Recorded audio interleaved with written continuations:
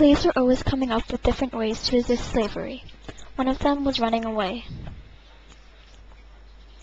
Thousands of slaves escaped with the help of abolitionists. Many former slaves ended up being abolitionists.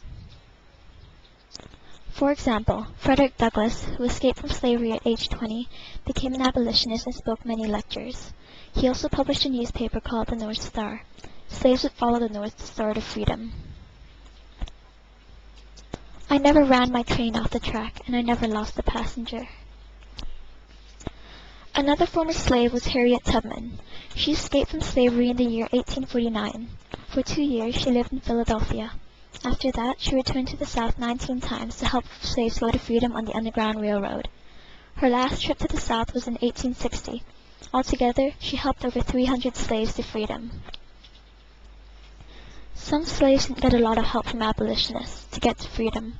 William and Ellen managed it on their own. Ellen posed as a white gentleman because of her light skin. William was darker and pretended to be Ellen's slave. Because the two couldn't read or write, Ellen pretended to have a hurt wrist. They ended up traveling from Georgia to Philadelphia. One would think that slavery has been abolished for good. However, different forms of slavery can still be seen today. In Singapore, the law states that if helpers run away, their employers are fined $5,000. So, to prevent helpers from escaping, some employers keep their passports. This shows that slavery still exists today, but in a more subtle form.